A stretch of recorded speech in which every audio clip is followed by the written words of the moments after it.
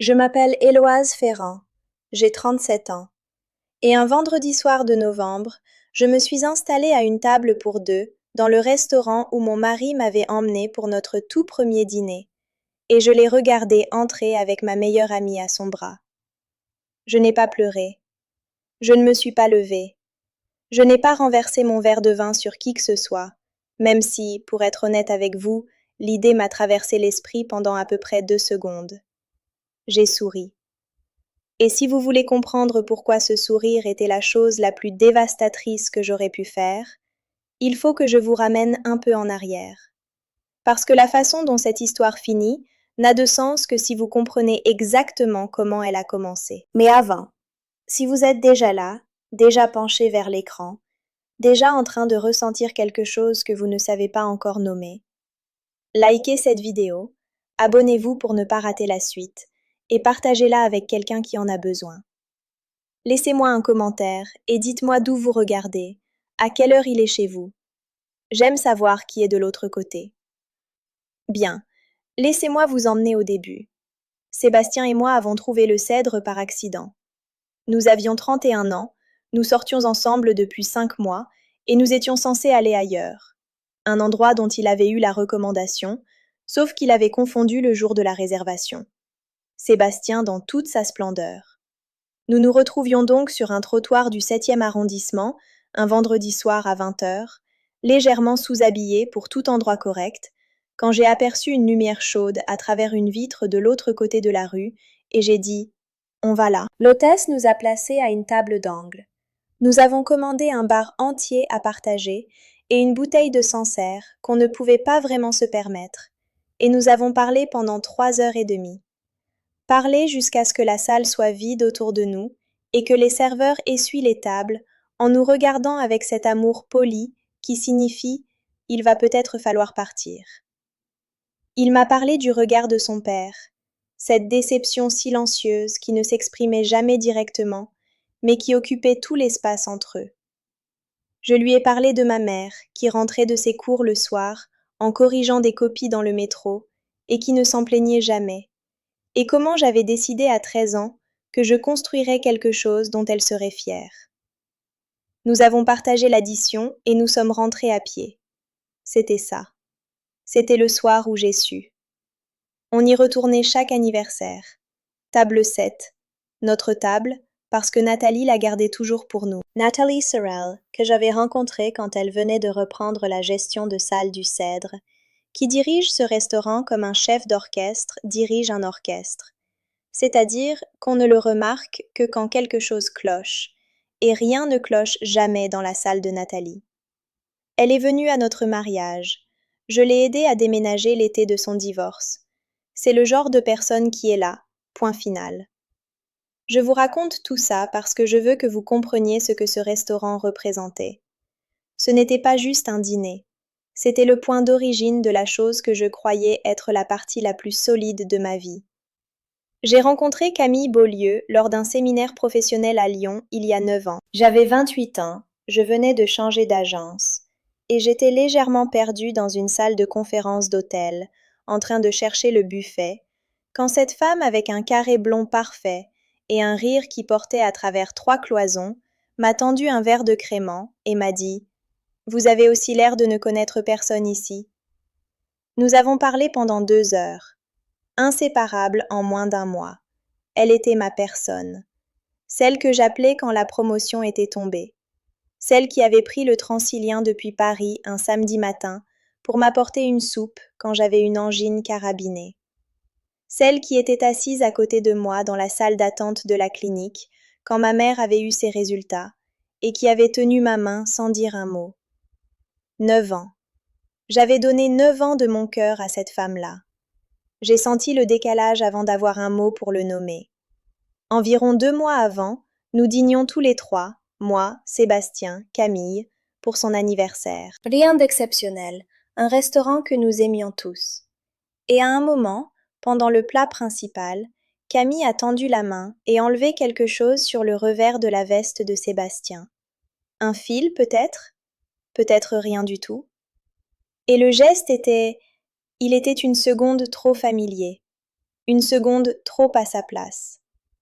J'ai regardé Sébastien, il a regardé Camille, et pendant environ 3 secondes, aucun des deux n'a regardé vers moi. Et moi, j'ai laissé passer. Je me suis dit que j'étais paranoïaque. J'ai continué à venir au brunch du samedi.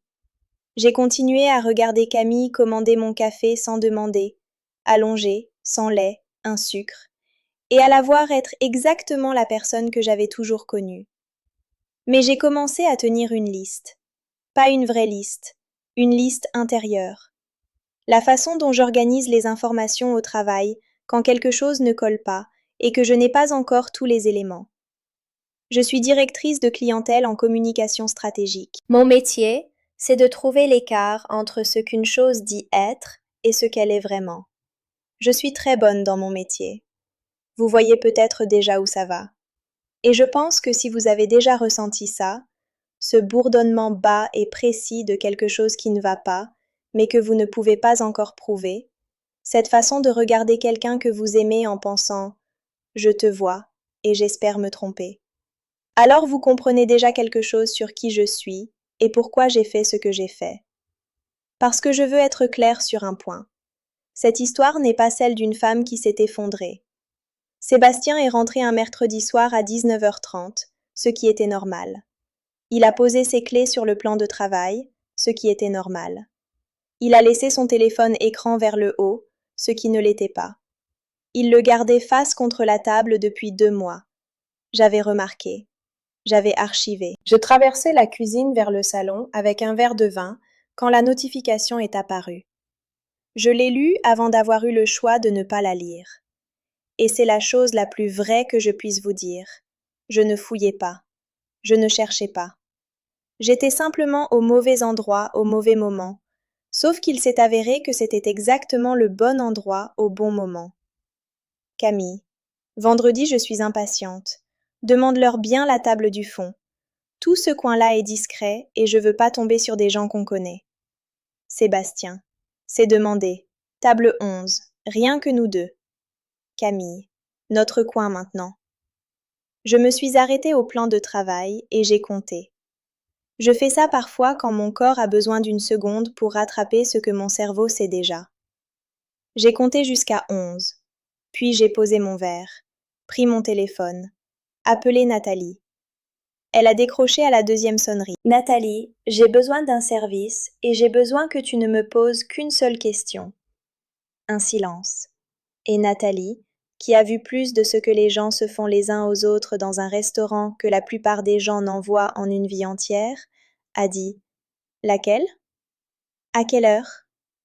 Vendredi, 20h. C'est réglé. Et puis, avant de raccrocher, Héloïse, tu ne t'assois pas dans le fond. Si vous avez déjà eu quelqu'un comme ça, quelqu'un qui n'a pas besoin de toute l'histoire parce qu'il a compris la partie qui compte, alors vous savez ce que ces 5 mots m'ont fait. Tu ne t'assois pas dans le fond. Elle me disait, tu n'es pas celle qui se cache. Pas ce soir. Pas dans ton restaurant. Et si ça vous a touché quelque part, si vous avez déjà eu quelqu'un qui s'est présenté silencieusement au moment où tout s'effondrait, ou si on vous a déjà fait sentir que votre douleur était encombrante, que vous demandiez trop juste en vous attendant à compter, je crois que vous comprendrez tout ce qui va suivre. Likez cette vidéo, abonnez-vous pour ne pas rater la fin, et partagez-la avec quelqu'un qui doit entendre qu'on n'a pas à être celle qui disparaît. Maintenant, laissez-moi continuer. Les 3 jours suivants ont été les plus étranges de ma vie. Je suis allée au travail. J'ai présenté jeudi une stratégie de marque que mon équipe a dit être parmi les meilleures que j'avais faites. Et j'ai failli rire, parce que je fonctionnais à l'adrénaline pure et à cette clarté particulière qui arrive quand le bruit de essayer de comprendre ce qui ne va pas s'arrête enfin pour être remplacé par la certitude précise de ce qui ne va pas. J'ai cuisiné le jeudi soir. Sébastien était assis en face de moi et parlait d'un projet au cabinet, et j'acquiesçais et je posais des questions, et je regardais son visage et je pensais « Tu n'as aucune idée, absolument aucune idée de ce à quoi va ressembler vendredi soir. » Je ne ressentais pas vraiment de la colère, je ressentais de la précision. comme si tout en moi était devenu très, très silencieux, de la façon dont une pièce se tait quand quelqu'un est sur le point de dire quelque chose qui change tout. J'étais prête. Le vendredi matin, je me suis réveillée à 5h52 et je suis restée un moment dans le noir, à fixer le plafond, à faire ce que je fais quand quelque chose d'important approche, passer tout en revue comme un brief. Ce qu'il me faut. Qui il me faut. À quoi ressemble la salle avant que j'entre. À quoi elle ressemble après. Sébastien dormait encore à côté de moi. Je l'ai regardé une seconde dans la lumière grise du petit matin, les épaules larges, les cheveux toujours impeccables même sur l'oreiller. Cette façon qu'il avait de dormir le bras légèrement tendu, comme s'il cherchait quelque chose. 6 ans. J'avais aimé cet homme avec toute ma poitrine. Ce n'était pas rien. Ça allait faire mal longtemps, je le savais, et j'avais choisi de ne pas y penser avant que vendredi soit passé. Je me suis levée, j'ai fait du café, j'ai ouvert mon ordinateur. Et à 6h20 du matin, j'ai appelé Thomas Vidal. Laissez-moi vous parler de Thomas. Thomas est le meilleur ami de Sébastien depuis leurs années à HEC. Ils se sont liés autour d'un professeur insupportable et d'une cantine collective dont ils parlent encore avec une horreur affectueuse. Et ils sont restés proches avec cette fidélité particulière que certains hommes ont, qui ne se manifeste pas tous les jours, mais qui, quand elle se manifeste, est totale. Ou qu'il était. J'avais toujours aimé Thomas. Il est avocat d'affaires, associé dans un cabinet du 8e, et il a cette qualité rare. Il est exactement le même dans toutes les pièces. Même volume, même franchise, même solidité. Et depuis la dépression qu'il avait traversée à 36 ans et qu'il m'avait raconté un soir après plusieurs verres de Bourgogne, je l'avais vu devenir quelqu'un qui ne se laissait plus de marge sur la vérité. Il a décroché à la première sonnerie. « Éloise !» Sa voix était éveillée d'une façon qui me disait qu'il n'avait pas dormi non plus. « Je sais », j'ai dit, et je me suis arrêtée, parce que je réalisais que je ne savais pas exactement ce qu'il savait, et qu'il fallait que je sois prudente avec ça. Mais Thomas m'a épargné l'effort. « Moi aussi », il a dit, doucement, comme une confession. J'ai posé ma tasse de café. « Depuis combien de temps ?» Ce n'était pas une question, et il l'a entendue comme telle. « 5 semaines avec certitude, » il a dit. Avant ça, je me doutais. J'ai essayé de... Héloïse, je veux que tu saches que j'ai essayé de trouver comment... C'est pas pour ça que j'appelle pour l'instant, j'ai dit. Et je le pensais vraiment. La partie où je digère le fait que Thomas savait et n'a rien dit, c'était pour plus tard. Pour une autre conversation dans un autre état émotionnel. Là, j'avais besoin d'une seule chose précise. J'ai besoin de quelqu'un à ma table vendredi soir. Quelqu'un dont la présence dit à Sébastien tout ce qu'il y a à dire sans que j'aie à prononcer un seul mot. Un silence. « À quelle heure ?» il a dit. « 20h. Je veux être installée avant qu'ils arrivent. » Il n'a pas hésité. « J'y serai. » J'ai raccroché. Je suis restée un moment dans ma cuisine dans la lumière du matin, avec le café qui refroidissait, et ce calme étrange d'un plan qui vient de s'emboîter. Puis je me suis habillée, et je suis allée travailler. Je veux m'arrêter une seconde ici, parce que je pense que c'est le moment où certaines personnes, des personnes qui n'ont pas été à l'endroit où j'étais, pourraient se demander pourquoi je n'ai pas simplement confronté Sébastien directement. Pourquoi je ne l'ai pas appelé dans la cuisine ce matin-là? Pourquoi je n'ai pas posé le téléphone devant lui en disant « Explique-moi ça ». La réponse honnête, c'est que je savais exactement ce qu'il ferait. Je le savais parce que je connaissais Sébastien. Il s'excuserait. Il serait contrit, mesuré, et il trouverait exactement les bons mots. Il est doué pour ça, pour les bons mots.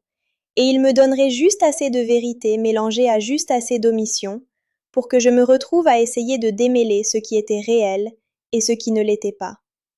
Et Camille serait désolée, dévastée de la façon dont elle a de rendre ses excuses si belles qu'elles ressemblent à des cadeaux qu'elle vous offre. Et je me retrouverai à porter leurs 2 chagrins en plus du mien, comme si c'était moi qui étais responsable de gérer les émotions de tout le monde sur ce qu'il m'avait fait. J'avais vu ça arriver à d'autres femmes. J'avais vu des femmes tellement occupées à absorber la culpabilité des autres qu'elles en oubliaient de se protéger elles-mêmes. Je n'allais pas faire ça. J'ai une directrice de création au cabinet, 20 ans de boîte, la personne qui lit le mieux une salle que j'ai jamais rencontrée. Et elle m'a dit un jour, ne négocie jamais dans un espace que l'autre contrôle. Tu choisis la salle, tu choisis l'heure, tu poses les termes. J'avais choisi la salle, j'avais posé l'heure. Il me restait à traverser le vendredi. Est-ce que vous avez déjà passé 24 heures en présence rapprochée de quelqu'un qui n'a aucune idée que le paysage entier de votre relation est sur le point de changer? À lui passer le pain au dîner, à lui demander s'il veut la fin du café, à lui dire bonne nuit comme si tout était normal, pendant que vous portez en vous quelque chose de si lourd que vous le sentez dans votre squelette? C'est ce qu'était ce vendredi. Sébastien est rentré, on a regardé quelque chose à la télé, je serais incapable de vous dire quoi. Il s'est endormi avant 23 heures, et je suis restée allongée dans le noir, à côté de lui, en pensant à la première fois qu'il m'avait vraiment fait rire. C'était une histoire de lui enfermer dehors de son appartement de la Défense, à 2 heures du matin, en chaussettes. Et ce rire-là, ce que ce rire-là avait été. Et la distance entre ce rire et maintenant. Je crois que c'est ça que personne ne vous dit sur la trahison. Ce n'est pas seulement la colère, c'est le deuil de la version de la personne que vous croyez connaître. Vous perdez deux choses en même temps, la relation et l'histoire que vous vous étiez racontée sur cette relation. Et l'une de ces pertes ressemble au deuil de quelque chose qui ne t'avait peut-être jamais été entièrement réel.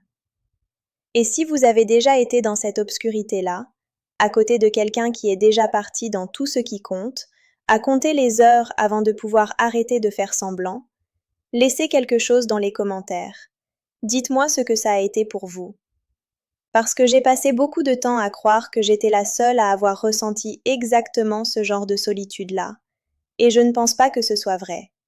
Je lis tous les commentaires, vraiment tous. Le samedi matin est arrivé comme les jours importants arrivent toujours, sans cérémonie. Ciel blanc, odeur de café, le téléphone de Sébastien qui vibre 2 fois sur la table de nuit avant qu'il coupe le son. Je sais qui c'était. Je ne me suis pas précipitée. Je me suis donné toute la journée. J'ai lavé mes cheveux.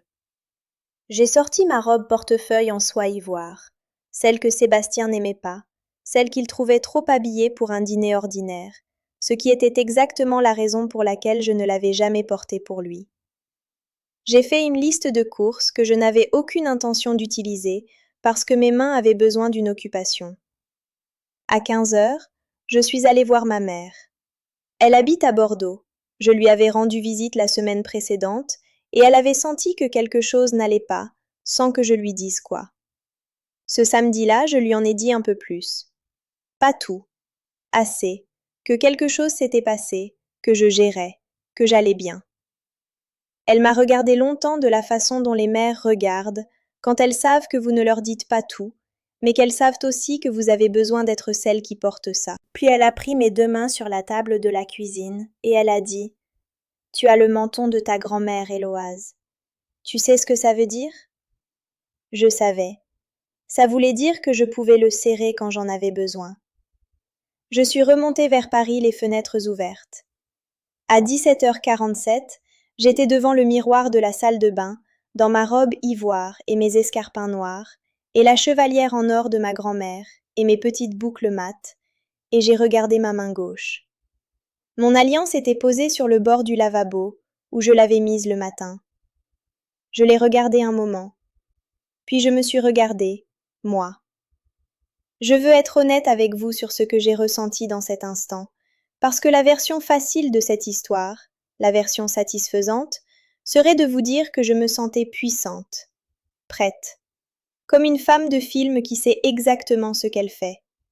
La vérité, c'est que j'avais peur. Et sous la peur, il y avait quelque chose que mon corps reconnaissait depuis longtemps, depuis que j'avais regardé ma mère serrer les mâchoires au-dessus d'une pile de copies à corriger en rentrant chez nous le soir, sans jamais se plaindre, en relevant la tête. Il existe un courage particulier qui n'est pas l'absence de peur. C'est la décision de traverser la peur sans la laisser changer votre visage. J'ai laissé l'Alliance sur le bord du lavabo. J'ai commandé une voiture. Le trajet jusqu'au Cèdre dure 19 minutes depuis mon appartement.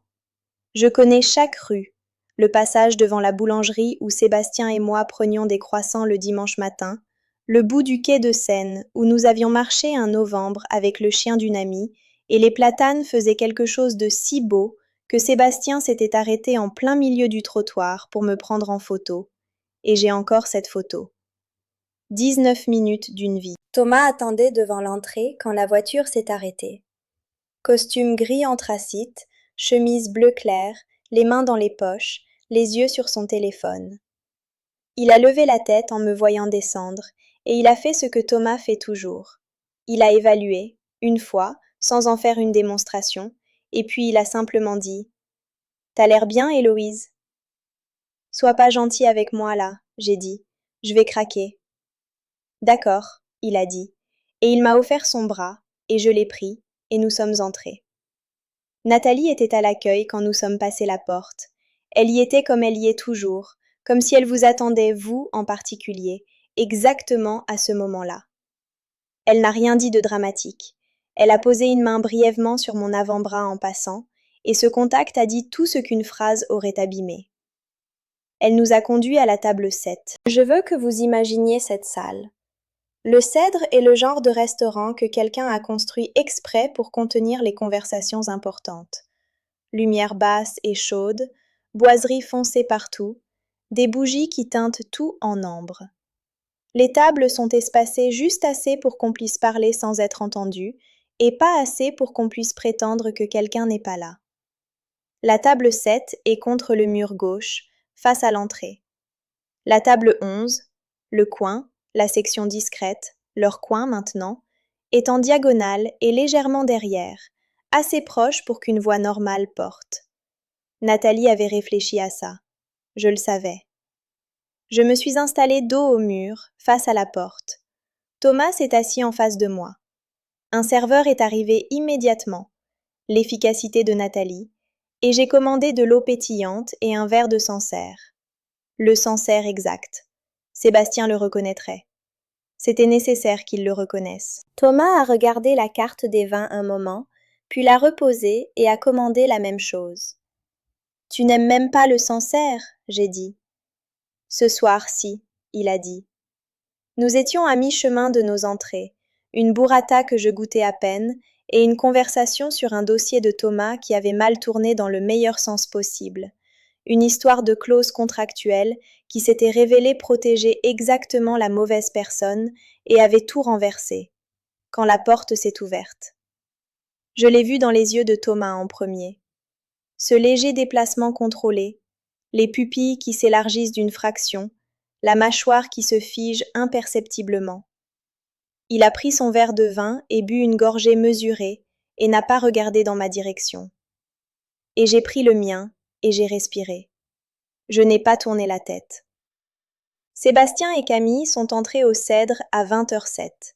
Je connais l'heure exacte parce que j'avais regardé ma montre à 20h05 et que je m'étais forcée à arrêter. Nathalie les a interceptés à l'accueil, chaleureuse, professionnelle, parfaitement calibrée. Je pouvais entendre sa voix depuis la table 7, ce registre d'hospitalité agréable qu'elle emploie avec tous les clients, ne trahissant rien.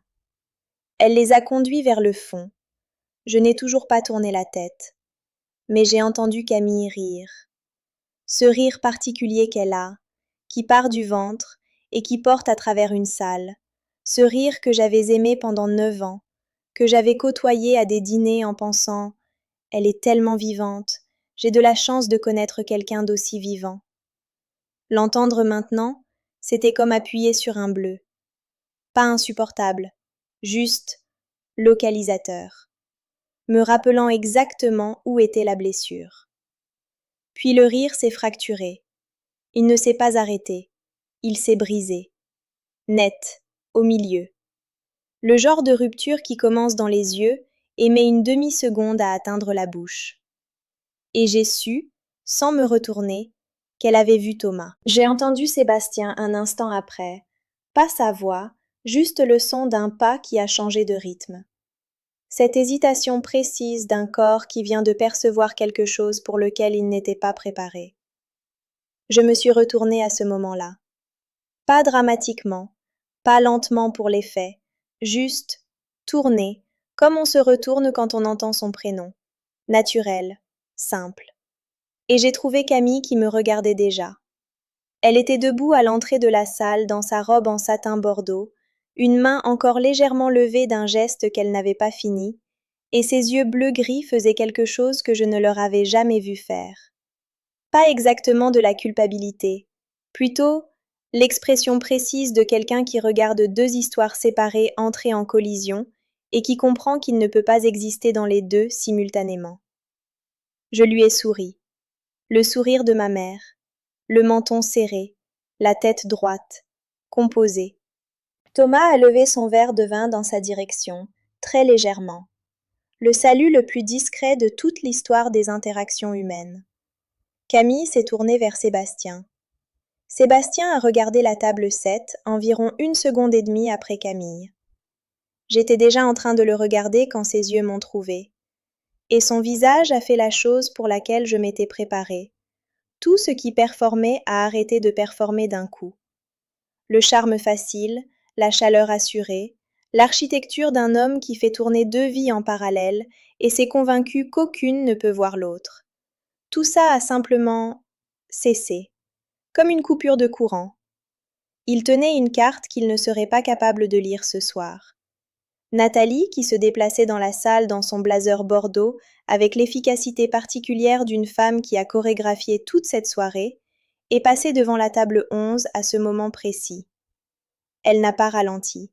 Elle n'a pas altéré son pas. Elle a simplement dit, agréablement et sans regarder ni l'un ni l'autre directement, « Monsieur Arnaud, votre femme a eu la gentillesse de nous recommander cette section. Je suis ravie qu'on ait pu vous accommoder tous les deux. » Et elle a continué.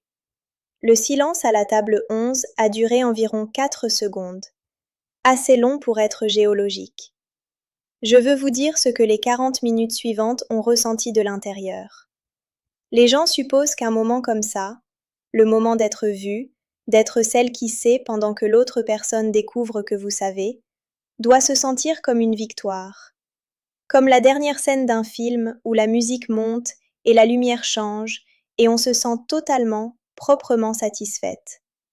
Ce n'était pas ça.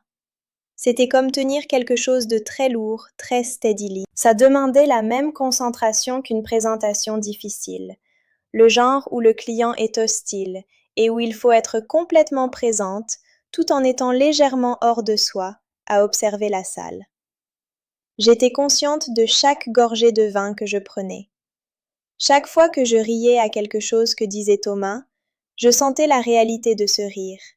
Vraiment rire à une vraie histoire racontée par quelqu'un que j'aimais vraiment. Et aussi la façon dont ça atterrissait à la table 11, comme une pierre jetée dans l'eau. Parce que voilà la chose sur le fait de ne pas jouer la comédie. Ne pas jouer la comédie est la chose la plus dévastatrice qu'on puisse faire dans une pièce où quelqu'un attend votre comédie. Sébastien avait besoin que je sois défaite. Camille avait besoin que je pleure, ou que je rage, ou que je fasse une scène, parce qu'une scène leur aurait donné à tous les deux une histoire où j'étais le problème, où j'étais l'instable, la dramatique, l'épouse qui ne sait pas se tenir. Je n'allais pas leur offrir cette histoire. Thomas parlait, je répondais, nous mangions. Nous avons commandé un dessert, un fondant au chocolat que je goûtais à peine, et j'ai rempli mon verre une fois, lentement, et à un moment Nathalie est passée demander si tout était à notre convenance, avec la chaleur de quelqu'un qui connaît déjà la réponse, et j'ai dit « Oui, parfait comme toujours, merci Nathalie », et je le pensais entièrement. À la table 11, Camille parlait plus vite. Je le voyais en vision périphérique, la cadence légèrement accélérée de ses gestes, la fréquence à laquelle elle attrapait son verre, cette façon qu'elle avait de toucher ses cheveux sans arrêt. Elle faisait ce que les gens font quand ils sont pris dans une situation dont ils ne peuvent pas sortir avec grâce. Elle performait la normalité si fort que ça ressemblait exactement à son contraire. Sébastien n'avait presque pas touché son assiette. Il m'a regardé une fois.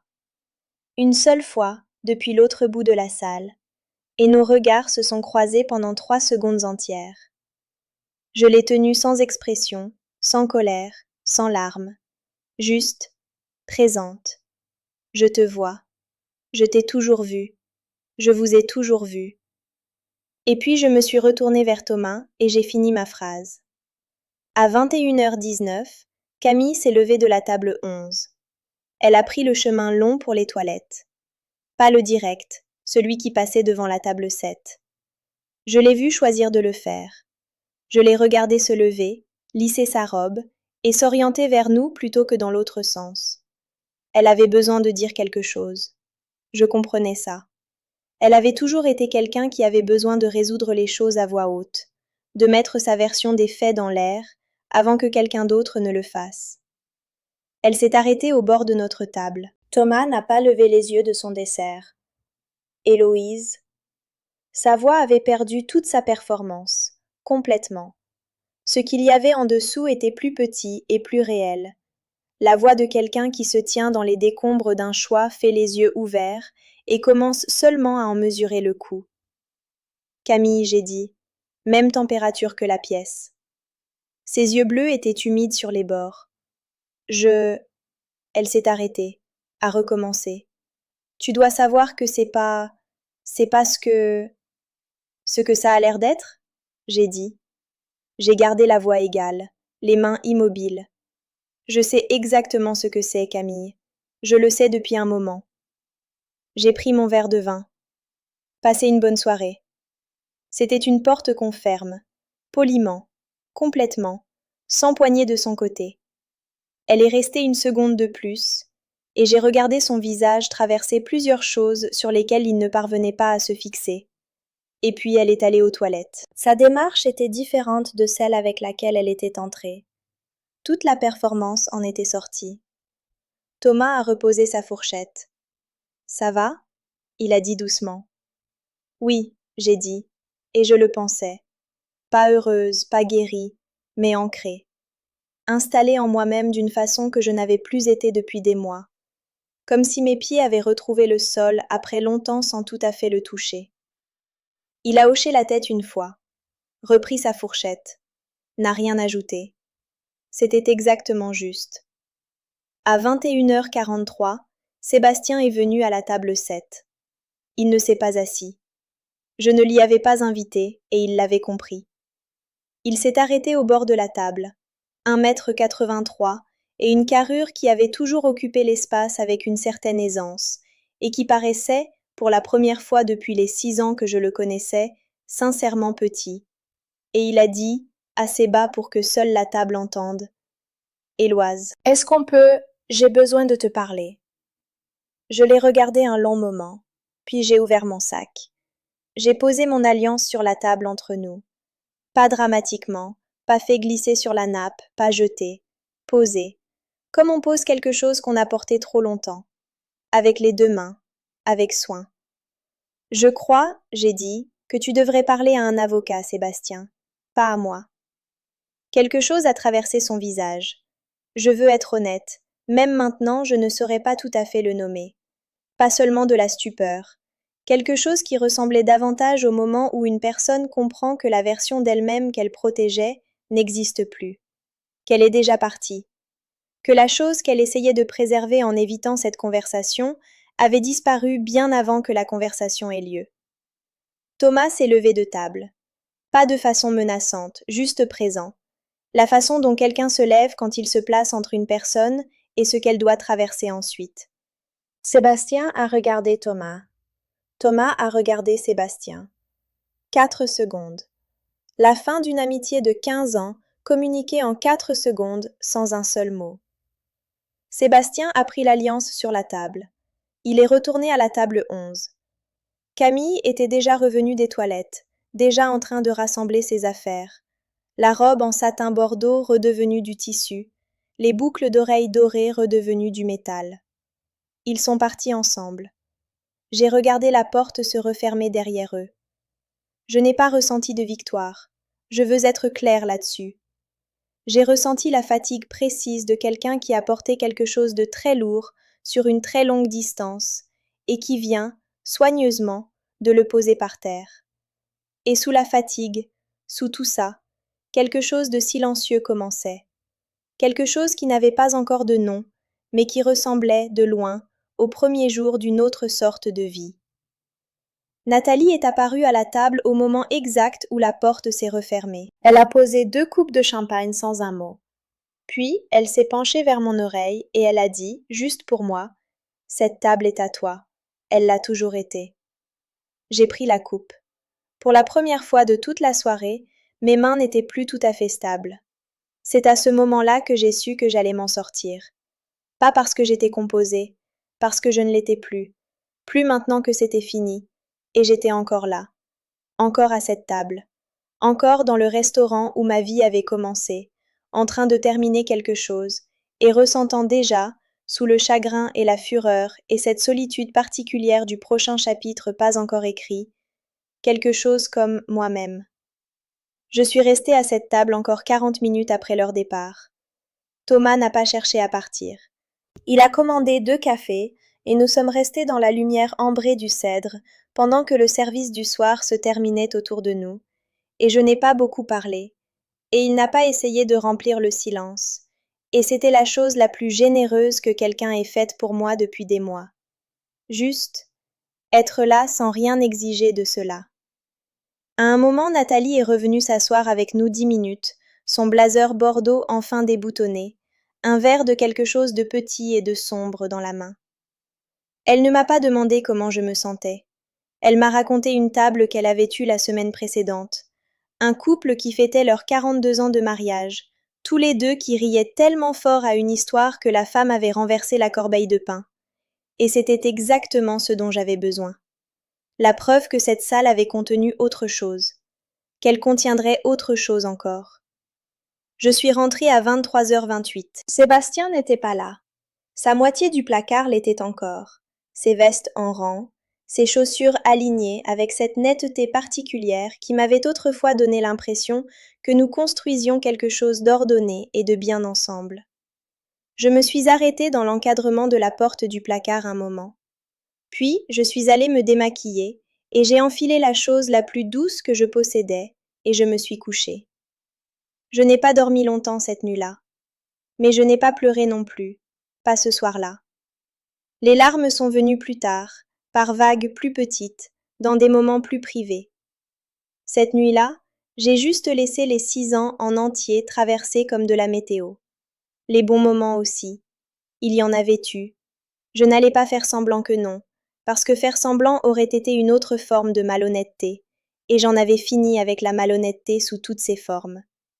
Les semaines qui ont suivi ont été la recalibration la plus étrange de ma vie d'adulte. Sébastien a pris un appartement en location meublée en 10 jours, efficacement, discrètement, avec l'énergie précise d'un homme qui faisait ses cartons mentalement depuis plus longtemps que je ne l'avais réalisé.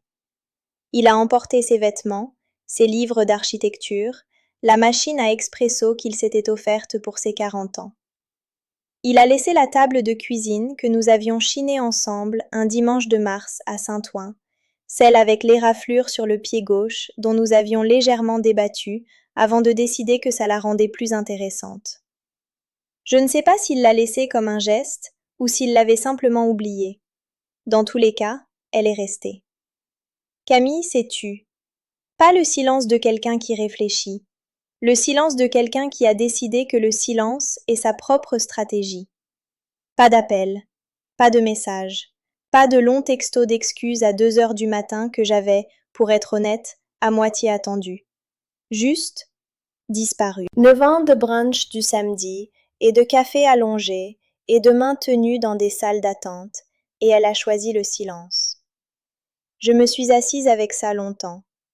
Le silence m'a dit quelque chose que les excuses n'auraient jamais pu dire. Ma mère appelait chaque matin à 8h20. Elle ne demandait jamais comment j'allais. Elle commençait à parler, de son jardin, du chien de la voisine, d'un article qu'elle avait lu, et je faisais du café en écoutant, et l'aspect ordinaire de ça était la chose la plus réparatrice à laquelle j'avais accès. Le travail était l'endroit où je mettais l'énergie que je ne savais pas quoi faire d'autre. Je me suis jetée sur un projet de repositionnement qui stagnait depuis des semaines, et je l'ai débloqué en 4 jours, parce que je n'avais rien d'autre dans la tête que le travail. Ma directrice m'a prise à part un jeudi et m'a dit « Ce qui se passe en ce moment pour toi, professionnellement ça marche », et j'ai ri, vraiment ri, le premier vrai rire depuis un moment. Et j'ai dit « Je t'en parlerai un jour ». Environ 3 semaines après le restaurant, Thomas a appelé. On s'était envoyé quelques textos, des choses brèves, pratiques, la logistique d'une amitié qui navigue une nouvelle géographie. Mais c'était le premier vrai appel, et quand j'ai décroché, j'entendais dans sa voix qu'il avait préparé ce qu'il voulait dire. « Je te dois une explication », il a dit. « Tu me dois la vérité », j'ai dit. « C'est pas la même chose. » Il m'a tout dit.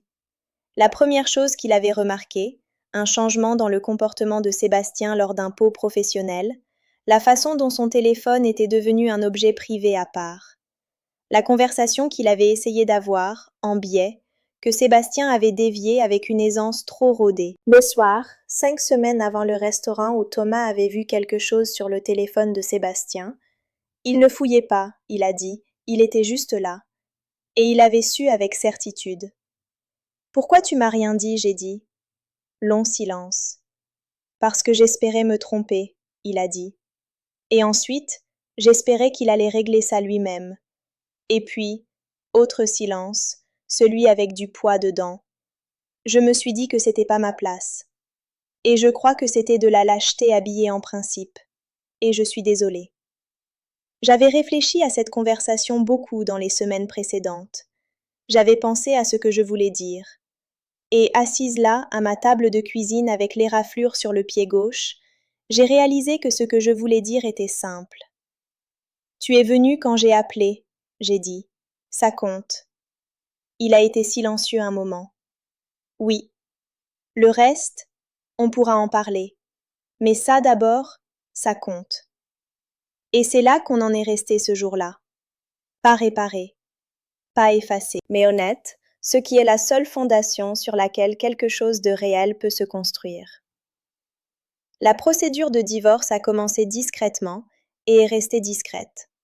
J'avais une avocate, une femme nommée Isabelle, recommandée par une collègue, qui avait l'énergie de quelqu'un qui a tout vu et que très peu de choses surprennent encore. À notre premier rendez-vous, elle a regardé tout ce que j'avais apporté et elle a dit « Vous avez bien documenté ». Et j'ai dit « Je suis en communication stratégique. La documentation, c'est mon langage d'amour. » Et elle a ri et elle a dit « Ça va bien se passer ».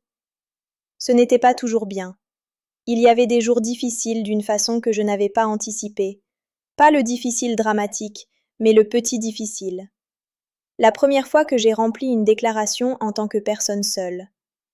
Le premier dîner chez des amis, où le présupposé du couple a dû être silencieusement révisé. La première fois qu'une personne qui n'était pas au courant m'a demandé des nouvelles de Sébastien et que j'ai dû dire « On est en instance de divorce » et regarder le visage de cette personne se réorganiser autour de l'information.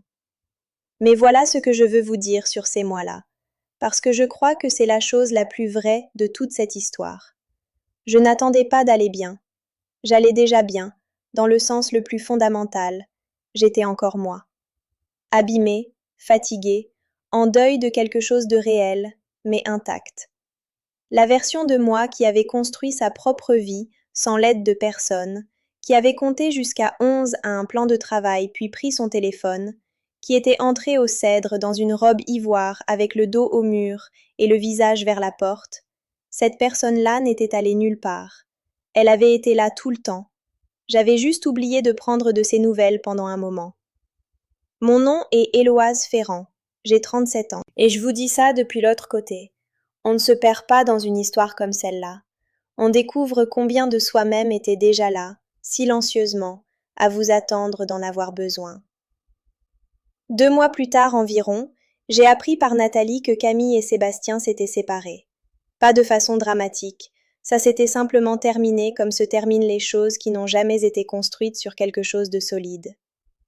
Nathalie l'avait appris d'un serveur qui l'avait appris de quelqu'un qui connaissait quelqu'un. l'écosystème d'un restaurant et son propre réseau de renseignements. Je n'ai pas ressenti ce que j'avais imaginé ressentir en apprenant ça. J'avais supposé que ce serait peut-être de la vindication, ou de la satisfaction, ou un cliquetis de fermeture propre. À la place, c'était une information. Une information pertinente que j'ai archivée et dont je suis passée à autre chose, comme on passe à autre chose d'un bulletin météo pour une ville où on n'habite plus. Sébastien m'a envoyé un message une fois, environ 6 semaines après le début de la procédure. 2 phrases seulement. Je suis désolée, Héloïse. Je crois que j'essayais de réparer quelque chose en moi que j'aurais dû simplement te dire. Je l'ai lu 3 fois. Puis j'ai posé le téléphone face contre la table, comme il le faisait, lui, et je me suis assise avec ça. Je n'ai pas répondu ce jour-là. J'ai répondu 3 jours plus tard, une phrase. J'espère que tu trouves ce que c'est. Et je le pensais. Pas chaleureusement, pas froidement, honnêtement. J'espérais vraiment qu'il le trouve. Pas pour moi. J'étais au-delà du point où sa progression pouvait changer quoi que ce soit pour moi. Mais parce que je l'avais aimé une fois, avec toute ma poitrine, et que ça voulait dire que j'étais capable de lui souhaiter, de loin, le travail de devenir plus honnête avec lui-même. C'est différent du pardon. C'est quelque chose dont j'apprends encore la forme. 6 mois après le restaurant, j'y suis retournée. Pas pour une grande occasion, pas avec un plan. Nathalie m'avait envoyé un message un mardi en disant qu'elle avait un nouveau menu dégustation sur lequel elle voulait mon avis, et j'avais dit oui avant de finir de lire le message. J'y suis arrivée à 19h. Nathalie m'a installée à la table 7, évidemment. J'ai commandé le Sancerre. Je me suis assise seule, vraiment seule, sans compagnon stratégique, sans armure, et j'ai dîné en 5 services dans le restaurant où mon premier rendez-vous avait eu lieu, et où mon mariage s'était terminé, et où ma vie, dans sa forme actuelle, avait silencieusement commencé. Le bar était à la carte. Je l'ai commandé. Il était exactement aussi bon que dans mon souvenir. Quelque part entre le 3e et le 4e service, j'ai réalisé que je ne pensais pas à Sébastien. Je ne pensais pas à Camille. Je pensais à la clause contractuelle que Thomas m'avait racontée, celle qui s'était révélée protéger exactement la mauvaise personne et avait tout renversé. Je pensais à ce que ça veut dire de découvrir que la faille dans la structure était en réalité porteuse, que l'imperfection était la chose qui tenait tout en place. Nathalie est venue s'asseoir en face de moi pendant la pause entre 2 services. Elle avait son petit verre sombre et son blazer bordeaux, et la mèche qui s'échappe toujours et qu'elle ne prend jamais la peine de replacer. « Comment tu vas vraiment ?» elle a dit. « Je vais vraiment bien », j'ai dit. Elle m'a regardé un moment avec cette façon qu'a Nathalie de regarder les choses, attentive, chaleureuse, entièrement honnête. Puis elle a hoché la tête une fois, le hochement de quelqu'un qui vous croit. « Bien », elle a dit, « c'est bien. » Il y a quelque chose que j'ai écrit il y a environ 1 mois dans l'appli Notes de mon téléphone à 6h du matin avec une mauvaise lumière et probablement une ponctuation approximative, et j'y pense depuis. J'ai écrit « Le restaurant n'a jamais été question d'eux. C'était moi qui savais où je me tenais. » Littéralement. La table que j'ai choisie, le siège dos au mur, le vin que j'ai commandé. Je me remettais dans la pièce qui comptait et je refusais d'être celle qui part. Je crois que c'est vrai. Je crois que c'est ça que c'était. Camille et Sébastien avaient choisi la table 11 parce qu'ils voulaient de la discrétion. Un coin où personne qui comptait ne les verrait. Et moi, j'avais choisi la table 7 parce que je refusais d'être invisible dans ma propre vie. Dans l'endroit où ma vie avait commencé. Je n'allais pas être celle qui cède ce terrain. Je n'allais pas laisser cette salle devenir la leur. Ma mère m'a appelée le lendemain matin du jour où j'étais retournée au Cèdre. Je lui avais raconté la veille au soir. Elle a été silencieuse un moment après que j'ai fini, et puis elle a dit « Ton arrière-grand-mère aurait fait exactement la même chose, tu sais ?» J'ai souri à ma tasse de café. « Je sais », j'ai dit. « Un restaurant différent », elle a dit. « Le même menton. » J'ai ri, vraiment ri. le genre qui part de sous les côtes, le genre qu'on ne peut pas fabriquer. Je m'appelle Éloise Marguerite Ferrand. J'ai 37 ans. Je suis directrice de clientèle senior dans une agence à Paris. Je vis seule dans un appartement avec une table de cuisine qui a une éraflure sur le pied gauche, et la plupart des matins, je fais un bon café et je m'assieds avec lui avant que la journée commence. Et je ressens dans ces minutes-là quelque chose dont je veux prendre soin de trouver le bon mot, parce que ce mot n'est pas exactement le bonheur, et pas exactement la paix, et pas exactement la force. C'est quelque chose de plus précis que tout ça. C'est le sentiment d'être complètement honnête sur sa propre vie, de savoir exactement où on se tient, d'avoir choisi la table dos au mur pour voir ce qui arrive, et d'être vraiment, sincèrement heureuse de l'avoir fait. Mon nom est Éloise Marguerite Ferrand. J'ai 37 ans. Et je sais enfin ce que ça fait d'être exactement là où je suis censée être. Avant que vous partiez, je veux vous poser une question.